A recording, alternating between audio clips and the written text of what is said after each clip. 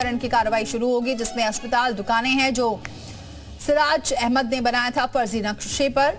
करीबी है सिराज अहमद मुख्तार अंसारी का और बड़ी कार्रवाई होने वाली है। कुछ ही देर बाद आपको बताएं ध्वस्तीकरण की कार्रवाई शुरू हो जाएगी। विवेक हमारे साथ जुड़ चुके इस खबर पर। विवेक त्रिपाठी, विवेक क्या फिलहाल ताजा अपडेट है, कितनी देर में शुरू होने वाला है ये एक्शन? देखिए दीपाली, एक्शन शुरू हो चुका है। हमारे पीछे ठीक एफआई अस्पताल है जहां पर ध्वस्तीकरण की कार्रवाई चल रही है और ये ध्वस्तीकरण सुबह करीब 9 बजे यहां पर टीम आ गई थी एलडीए की मजदूरों को लेकर और भारी भरकम मशीनों को लेकर। मजदूरों ने सबसे पहले ऊपर के जो फ्लोर थे वहां छतें तोड़ी हैं और खिड़कियां तोड़ी हैं। उसके बाद नीचे ये मशीन बुला ली गई है।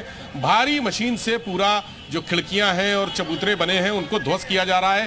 पोर्टिको को भी ध्वस्त कर दिया गया है। ये कार्रवाई आज सुबह से, चूंकि पिछले 2 दिन लगातार एलडीए ने इस बिल्डिंग को सील किया था जब, तो वहां भीतर कई नर्सिंग जो छात्र छात्राएं उनका सामान रखा हुआ था, उनके शैक्षणिक दस्तावेज रखे हुए थे।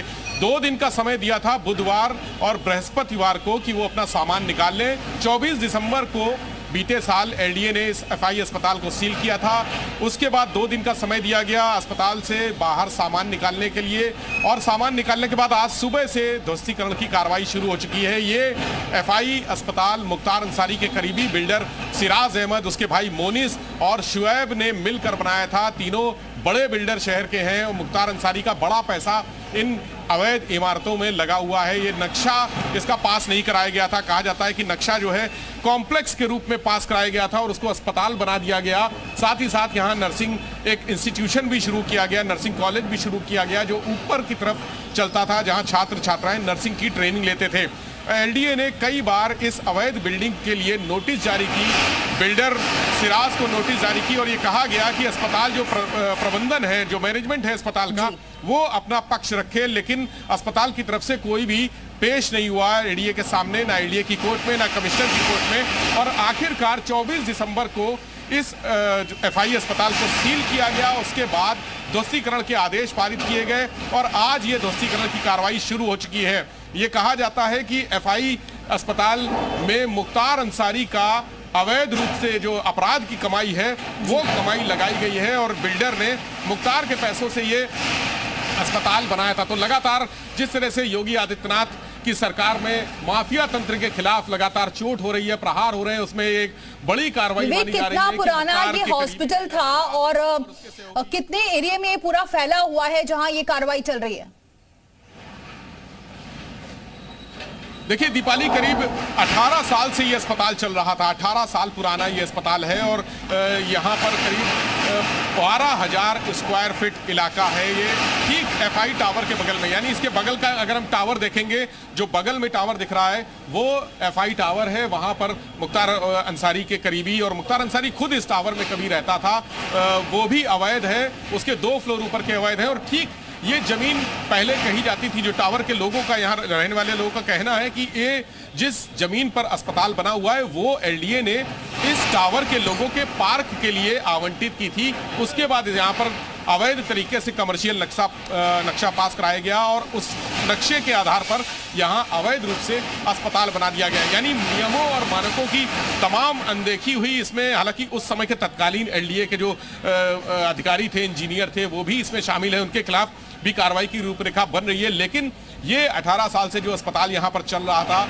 वो आज जमींदोज होने की स्थिति में है। एलडीए का दस्ता, भारी पुलिस प्रशासन के अधिकारी भारी फोर्स के साथ यहाँ पहुंचे हुए हैं। एलडीए के अधिकारी, खुद सचिव जो है एलडीए के पवन गंगवार, वो यहाँ पर मौजूद हैं। अपर सचिव ज्ञानेंद्र वर्मा वो खुद मौजूद हैं। कुछ देर में यहाँ वीसी इंद्रमणि त्रिपाठी भी यहाँ पर आ जाएंगे। और लगातार, चूंकि ये बहुत बड़ी बिल्डिंग है और इसको गिराने में अभी समय लगेगा, धीरे धीरे कुछ जो ऊपर के फ्लोर हैं उनको हथौड़े और घन से, जो भारी घन होता है उससे तोड़ा गया है और नीचे के हिस्सों में बुलडोजर से, मशीन से, बड़ी मशीनों से कार्रवाई शुरू हो चुकी है और धीरे धीरे करके इस पूरी जगह को, पूरी बिल्डिंग को ध्वस्त करके धराशायी करके विवेक, ये जो कार्रवाई तो चल रही है, लेकिन पार्क है, ये जो कार्रवाई चल रही है ये तो ठीक है, लेकिन क्योंकि जैसा कि आप भी बता रहे हैं कि ये अवैध तरीके से बनाया गया, नक्शा बिना पास कराए हॉस्पिटल बना दिया गया कॉम्प्लेक्स के नाम पर, तो क्या आगे उन पर क्या कार्रवाई होगी, सिराज अहमद पर, या फिर जैसा कि आपने बताया कि अभी तक अस्पताल प्रबंधन ने इस पर कोई बात भी नहीं रखी अपनी?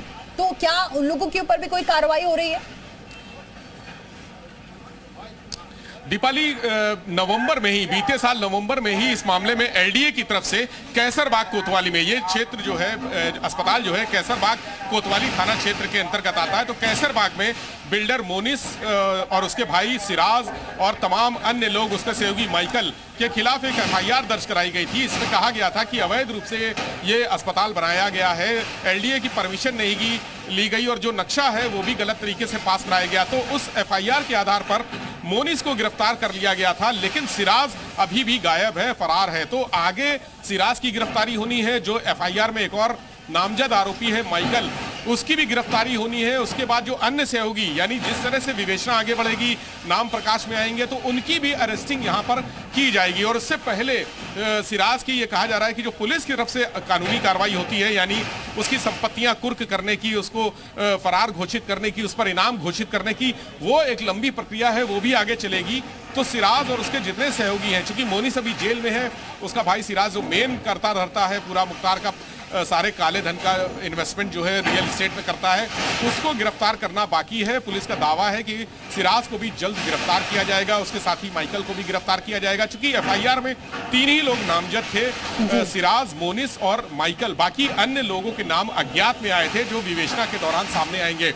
हो सकता है इस एफआईआर में एलडीए के कुछ जो उस समय तत्कालीन इंजीनियर रहे हो, तत्कालीन अधिकारी रहे हो, उनके भी नाम खुल सकते हैं। तो ये प्रक्रिया, चूंकि विवेचना की बात है, जांच की बात है, तो लंबी प्रक्रिया है। लेकिन जो ध्वस्तीकरण के बाद एलडीए ने नोटिस जारी किया था और इनके मैनेजमेंट को, एफआई अस्पताल के मैनेजमेंट को निर्देश दिए थे कि वो आकर अपना पक्ष रखें, कई मौके दिए गए, कई महीनों तक मौके दिए गए, लेकिन जब कोई नहीं आया है, तब यहां पर एलडीए ने आज अपनी कार्रवाई शुरू की है। और पुलिस जो अपनी कार्रवाई, यानी इसमें 2 स्तर से कार्रवाई होगी। एक एलडीए की तरफ से जो कार्रवाई होती है वो शुरू हो चुकी है।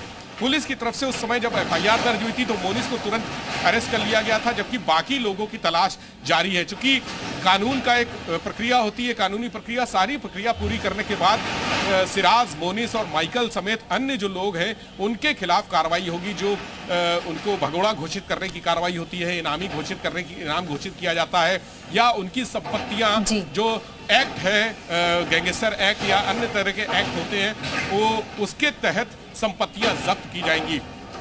ये कार्रवाई अभी फिलहाल एनडीए की तरफ से पुलिस प्रशासन के अधिकारी जो अन्य कार्रवाइयां होती हैं उसकी एक रूपरेखा मसौदा तैयार कर रहे हैं, बहुत जल्द उस पर भी कार्रवाई की जाएगी। लेकिन आज जो कार्रवाई हो रही है शहर के लिए और माफिया तंत्र के लिए एक बड़ा मैसेज है मुख्यमंत्री योगी आदित्यनाथ की सरकार का, कि कोई भी माफिया पनपने नहीं पाएगा उत्तर प्रदेश में। जिस तरह से मुख्तार ने अपनी जड़ें बना रखी थी और तमाम अवैध रूप से कमाया गया धन जो था, जो दौलत थी, वो रियल एस्टेट के धंधों में लगा रखी थी, तो ये आज उसका एक गढ़ कहा जाए कि उसका एक जो प्रतीक था अवैध कमाई का, वो टूटने जा रहा है। एफआई अस्पताल बड़ा अस्पताल लखनऊ का माना जाता है और शहर के एकदम बीचों बीच कैसा बिल्कुल आप सही कह रहे हैं। एक बात तो बिल्कुल साफ जाहिर है कि बड़ी बात है, जो 18 साल से हॉस्पिटल बना हुआ है, अवैध तरीके से बना हुआ है, और जो सरकार ने कहा, जो सीएम योगी लगातार कहते आ रहे हैं कि भूमाफियाओं की खैर नहीं है, बख्शा नहीं जाएगा, और उनकी संपत्ति को जिस तरीके से कुर्क किया जा रहा है, जाहिर सी बात है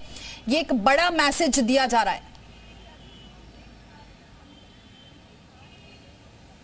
बिल्कुल ये बड़ा मैसेज है माफियाओं के लिए और अपराधियों के लिए। चूंकि योगी आदित्यनाथ की सरकार की यूएसपी है कि कानून व्यवस्था कहीं से भी प्रभावित नहीं होगी, गड़बड़ नहीं होगी। अपराधियों और माफियाओं का बोलबाला जो उत्तर प्रदेश में कभी किसी पुराने समय में हुआ करता था, वो अब नहीं चलेगा।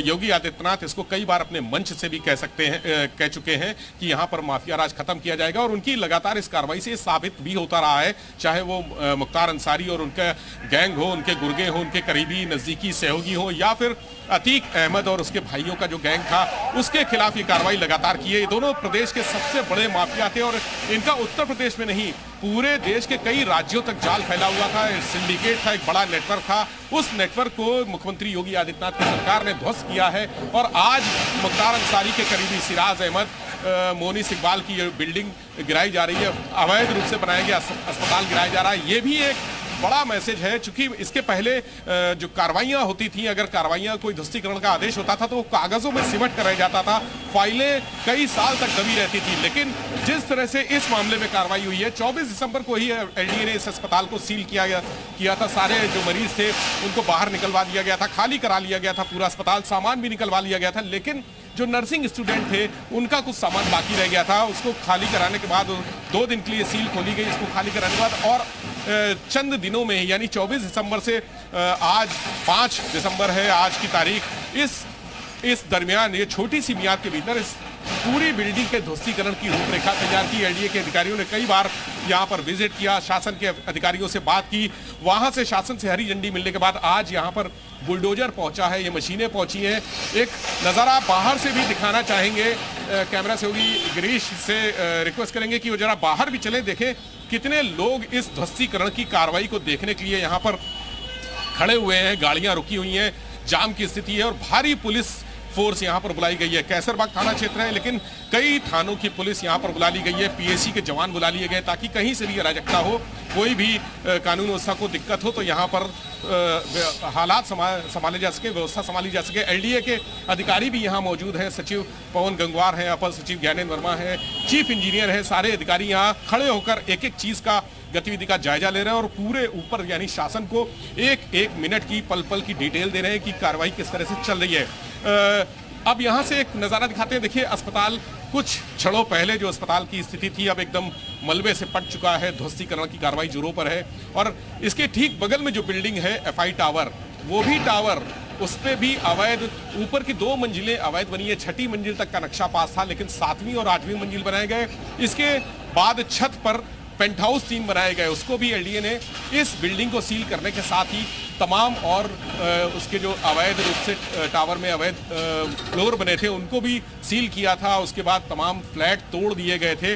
हालांकि 21 फ्लैट ओनर्स ऐसे हैं जिन्होंने कोर्ट से एक राहत ले ली थी, उनके खिलाफ अभी कोई कार्रवाई नहीं हुई है। और इसी टावर के ठीक पीछे, एफआई टावर के ठीक पीछे बिल्डर सिराज अहमद जिसने ये दोनों इमारतें बनाई हैं यानी एफआई टावर और एफआई अस्पताल, दोनों बिल्डर सिराज अहमद ने बनाए थे। इसी टावर के ठीक पीछे बिल्डर सिराज अहमद का घर भी है जिसको उसी दिन 24 दिसंबर को एलडीए ने सील कर दिया था और उस घर पे भी ये कहा जा रहा है कि बहुत जल्दी बुलडोजर की कार्रवाई होगी, वो घर भी ध्वस्त किया जाएगा। चूंकि उसके खिलाफ एफआईआर भी है, वो फरार भी है। पुलिस की औपचारिकताएं पूरी करने के बाद पुलिस जो गिरफ्तारी की प्रक्रिया है, अगर वो हाजिर नहीं होता है कोर्ट में या सरेंडर नहीं करता है या गिरफ्तार नहीं होता है, वो प्रक्रिया पूरी करने के बाद इस अवैध निर्माण को यानी सिराज अहमद के जो बंगला बना है, आलीशान कोठी बनी है, उसको भी ध्वस्त करने की कार्रवाई की जाएगी। और ये कहा जा रहा है कि कुछ दिनों में एफआई टावर की बिल्डिंग, चूंकि बड़ी बिल्डिंग है, बड़ा अस्पताल है, धीरे धीरे इसको बहुत सहूलियत से तोड़ना होगा। एफआई टावर सटा हुआ है, ठीक बगल में वो रिहायशी लोग रहते हैं, वहाँ उस बिल्डिंग को कोई नुकसान ना पहुंचे, यानी 6 मंजिल तक कोई नुकसान ना पहुंचे। जो वैध 6 मंजिलें हैं वहां पर रहने वालों को कोई दिक्कत ना हो। तो धीरे धीरे इस पूरे अस्पताल को ध्वस्त करके, इस इमारत को ध्वस्त करके यहाँ पर एक नया निर्माण कराया जाएगा। एफआई टावर के जो लोग हैं, जो फ्लैट ओनर्स हैं, उनकी मांग ये है कि बीते दिनों जब कार्रवाई हो रही थी तो एलडीए के चीफ इंजीनियर और वीसी यहाँ पर आए थे, इंद्रमणि त्रिपाठी आए थे, उनसे लोगों ने मिलकर कहा था कि यहाँ पर उनका पार्क बनवा दिया जाए। तो संभावना है कि इस अस्पताल की बिल्डिंग को ध्वस्त करने के बाद, यहाँ से मलबा हटाने के बाद या तो पार्क बनाया जाएगा या फिर यहाँ पर कोई कम्युनिटी सेंटर इस तरह का बनाया जाएगा जिससे आसपास के लोगों को राहत मिल सके, उनके लिए एक सुविधा की जगह तैयार हो सके। ये कार्रवाई बीते दिनों एलडीए के अधिकारियों ने यहाँ के लोगों से बातचीत करके, चर्चा करके उसका प्रस्ताव बनाने की बात कही थी। आज भी कुछ देर में यहाँ पर एलडीए वीसी इंद्रमणि त्रिपाठी पहुंचे। हालांकि सारे जो और अधिकारी हैं वो मौजूद हैं, वो खुद इस कार्रवाई का अवलोकन कर रहे हैं। चूंकि मामला बेहद संवेदनशील है, पिछली बार भी जब सीलिंग की कार्रवाई हुई थी तब कई लोगों ने विरोध किया था। और ये देखिए इस जगह पर दुकानें भी हैं, ये कुछ दुकानें बनी हैं, ये भी अवैध हैं। ये कॉमर्शियल कॉम्प्लेक्स के तौर पर इसका नक्शा पास कराया गया था और ये अवैध दुकानें बना दी गई हैं। यानी अभी कुछ देर में जब बुलडोजर तोड़ फोड़ करके इधर मुड़ेगा तो इन अवैध दुकानों के खिलाफ भी ध्वस्तीकरण की कार्रवाई होगी, इनको भी तोड़ा जाएगा। ये कुछ दुकानें जो इस कॉम्प्लेक्स में, पूरे परिसर में बनी हुई हैं, उनको भी तोड़ा जाएगा। और एलडीए की कार्रवाई आज सुबह 9 बजे से करीब शुरू हुई है, जो अभी लगातार चलेगी और लगातार संभावना यह है कि शाम को 5 बजे तक, जब तक जो एक विधिक प्रक्रिया की जा सकती है सूरज की रोशनी में, तब तक ये कार्रवाई बुलडोजर से चलेगी और उसके बाद अगले दिन यानी कल से लगातार इस बिल्डिंग को धीरे धीरे ध्वस्त करने का अभियान चलाया जाएगा।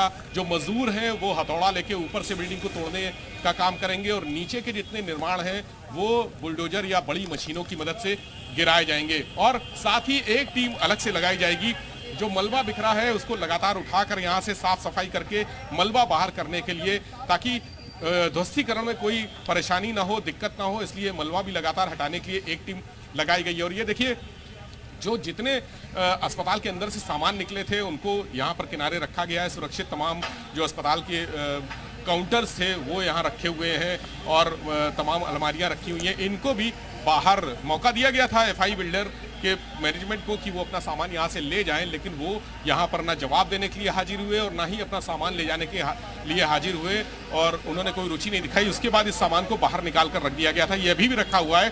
ध्वस्तीकरण की कार्रवाई जब पूरी होगी उसी दौरान जब मलबा हटाया जाएगा तब ये सामान भी उसके साथ हटा दिया जाएगा। तो एलडीए का देखिए नोटिस भी लगा है सामने जो लाल रंग से लिखा हुआ है, एलडीए द्वारा दिनांक 24/12/2023 को सील किया गया है इस बिल्डिंग में। और सामने जहां एफआई अस्पताल लिखा हुआ है वहीं पर नोटिस चस्पा है। एक बीते महीने 4 तारीख का नोटिस था यानी 4 दिसंबर का, और जिसमें कहा गया था कि आप लोगों को बार बार कहा गया कि यहाँ पर आकर अपना पक्ष रखें, लेकिन एफआई मैनेजमेंट के लोगों ने अपना पक्ष नहीं रखा। उसके बाद दूसरी नोटिस उसके नीचे चस्पा की गई जो 24 दिसंबर 2023 को यानी पिछले महीने चस्पा की गई थी कि ये बिल्डिंग अवैध है, इसे आपको अपना पक्ष रखने के लिए बुलाया गया लेकिन आप लोग नहीं आए, इसलिए ये बिल्डिंग अब सील की जा रही है।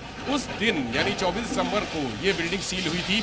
उसके बाद से लगातार ये बिल्डिंग सील है। एलडीए ने मैनेजमेंट को तमाम और मौके दिए कि वो आकर अपना पक्ष रख सकते हैं, लेकिन कोई भी हाजिर नहीं हुआ। तब जब कोई नहीं आया तब इसके बाद ये ध्वस्तीकरण की कार्रवाई शुरू हो चुकी है। तो पूरी तरह से इस बिल्डिंग को जमींदोज करने के लिए यहाँ एलडीए के तमाम जो प्रशासनिक अमला है वो पहुंचा है, मशीनें पहुंच गई हैं। पूरा एफआई टावर में भी सामने ऊपर के 2 फ्लोर ध्वस्त होने हैं, तोड़े जाने हैं। तो ये कार्रवाई लगातार चल रही है और पूरा एलडीए का जो प्रशासनिक अमला है वो यहाँ पर मौजूद है। इस कार्रवाई को पूरे गंभीरता से एक एक पल की जो कार्रवाई हो रही है उसकी रिपोर्ट शासन को दी जा रही है, अधिकारियों को दी जा रही है।